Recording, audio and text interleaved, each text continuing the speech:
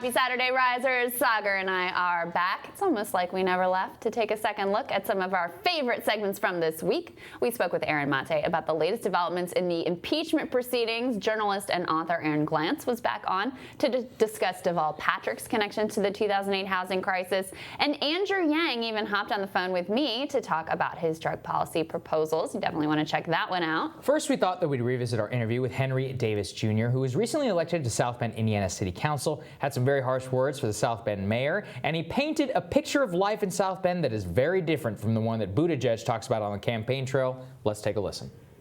South Bend, and especially the black portion of South Bend, we are living his Douglas plan. I mean, you're talking about double-digit unemployment, high crime, schools are closing within the black areas.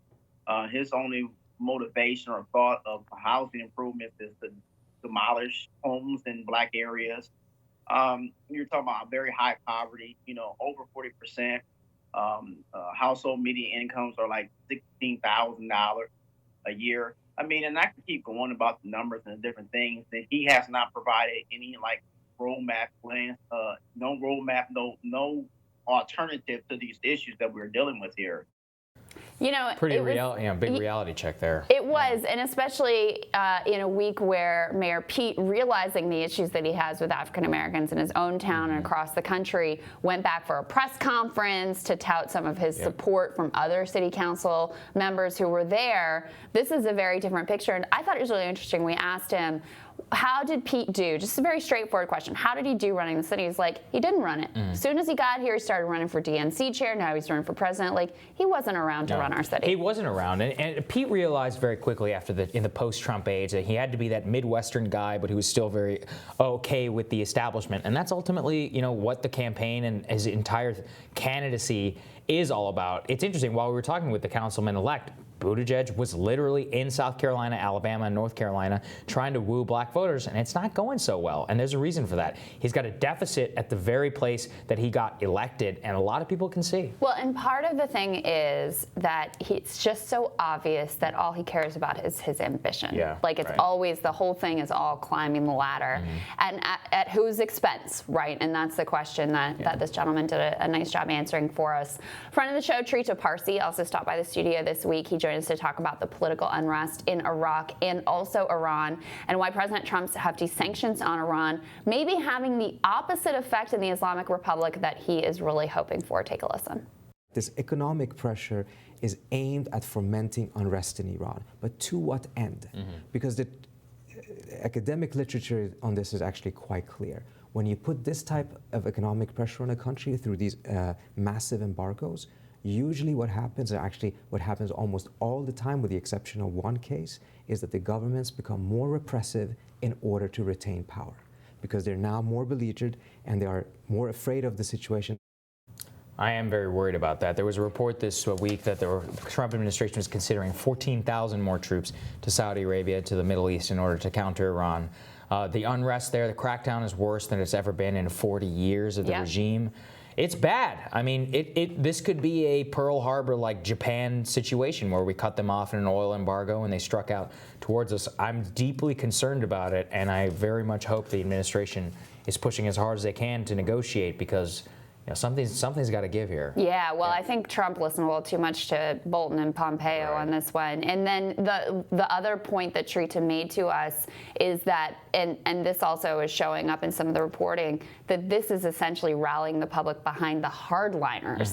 So you're going to get, if you get a new government in, it's going to be people who are much more aggressive, belligerent, antagonistic towards the U.S. and the rest of the West. So definitely not a good situation. Want to keep our eye on. I'm worried about that. All right, finally, wanted to bring it back to our two-part conversation. Bernie Sanders' national campaign co-chair, Nina Turner. We talked to her about why minority voters and African Americans in particular should not be taken for granted in the Democratic Party in 2020. There is no other ethnic group.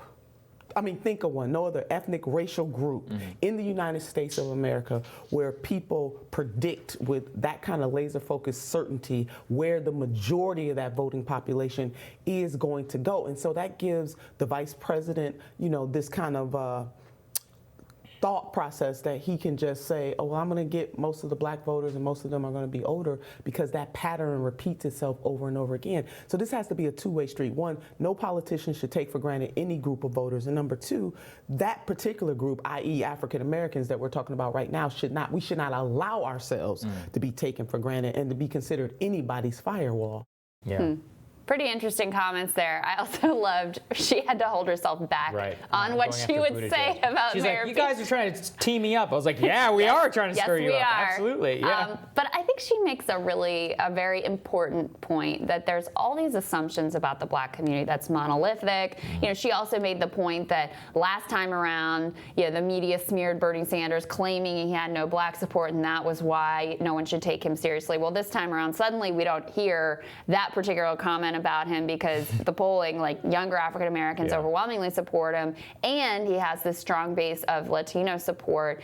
So that talking point has shifted away. But I think her point is absolutely right. Democrats have taken this community for granted. They've thought basically, since we're not as explicitly racist as the other side, they have to be with us. So we don't really have to do anything to actually help their economic interests. Yeah, that's very well said. And that's the main thing, is that the media just does not understand black support throughout this entire election. They wish cast it. They can't understand why they stick with Joe Biden, and why those Kamala who don't was going to get it, or Corey, or now Deval Patrick. All their identitarian view of the world, it's just so destructive to so much of the country and the discourse. And I just love seeing the data, because that's the one thing that doesn't lie. There you go. Yeah. All right, that does it for us. Be sure to check back here later today for our recurring segment with Katie Halber from Rolling Stone's Useful Idiots podcast, where we break down the week that was and all the greatest media mishaps. And come back tomorrow for another round of Rising Qs. We're going to see you then. Have a great weekend.